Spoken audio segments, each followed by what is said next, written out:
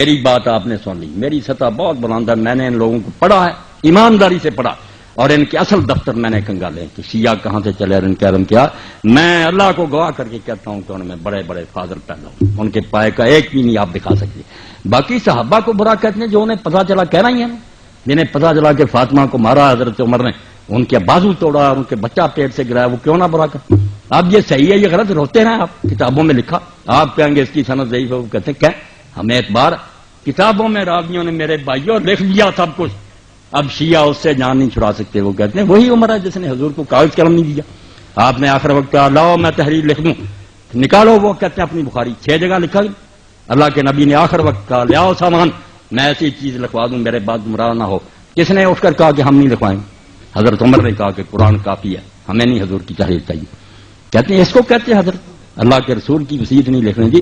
اب بات ذرا نہ آپ کھلوائیں، بس جو بات آپ کو سمجھا دی نا کہ ہر شخص بیچارہ پھنسا ہوا، وہ کچھ نہیں غریب کر سکتا.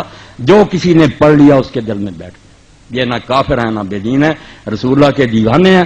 اب جن غریبوں کو سمجھ آئی کہ انہوں نے حضور کے خاندان سے بعد میں بڑا ظلم کیا، بی بی فاطمہ روتی ہے ان کے ہاتھ سے مری، وہ کیوں نہ برا کہیں ابو بکر اور عمر کو؟ جن کو پتا چلا نہیں وہ تو اچھا سلوک کرتے، وہ غریب کہتے ہیں ان کی عزت کریں. یہ بیچارے بعد میں جو ہم پیدا ہوئے ہمارے بس میں کچھ نہیں ہے. لکھنے والے وہ بھی لکھ گئے، وہ علماء ان کو ممبروں پر سناتے ہیں کہ کون فاطمہ کے گھر پر آگ لے کر گیا تھا، جس نے دروازہ گرایا اور فاطمہ رضی اللہ کے پیٹ پر گرا اور ان کا بچہ گر گیا، اس صدمے سے مری. یہ کتابوں میں درج ہے کہ حضرت عمر نے یہ کام کیا. وہ کہتے ہیں اس عمر کو کہتے ہو کہ نیک کو. اب جو یہ سنیں گا دل پر ہاتھ رکھ کے گالیاں نہیں دے گا تو اور کیا کریں؟ آپ کے علماء کریں گے یار یہ جھوٹی کہانیاں، وہ بھی سنی بات کہیں گے جھوٹی، موقع پر نہ وہ تھے نہ یہ تھے.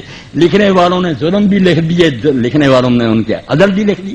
بعد میں جو پیدا ہوئے غریب پڑھ کے نا، مگر یہ صبر کر جائیں، بالکل ایک دوسرے کو گلے لگا لیں کہ بھائی آپ نے جو سنا اس کو مانے، ہم نے جو سنا اس کو مانے. رسول اللہ کو تو سب مانتے ہیں، آؤ بھائی بن جائیں، مل کر رہیں. وہ بندے اچھے تھے یہ برے تھے، اللہ فیصلہ کرے گا. اس پر آ جائیں انشاءاللہ نا یہود نصارہ کچلے جائیں گے.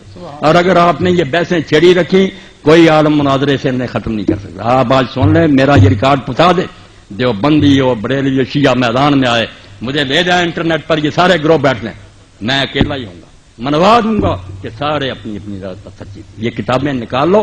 اب جس شیعہ نے یہ سنا کہ عمر نے یہ ظلم کیا وہ کیسے نیک کہے گا؟ کرو بات انصاف.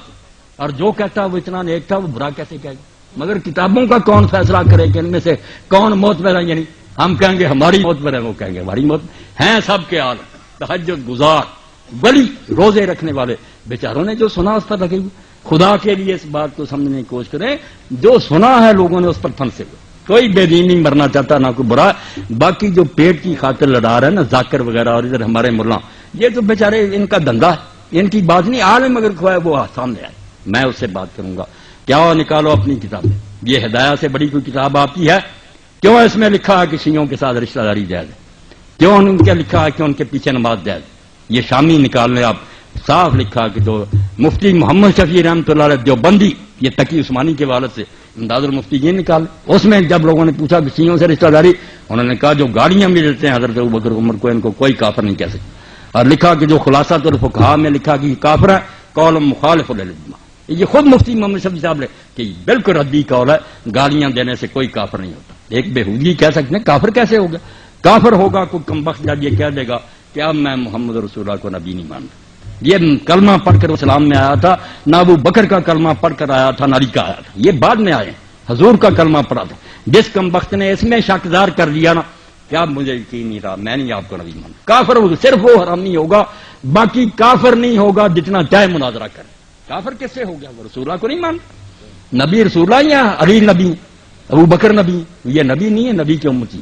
حضور کو ماننا دین ہے، آپ کو ماننے سے نہ ہٹ جائے، بس اس کو قابو رکھے. پھر کوئی بات نہیں، جو سنی ہے بات سنتے رہو. آپ خود ہی صحابہ اللہ کو دے لو گے.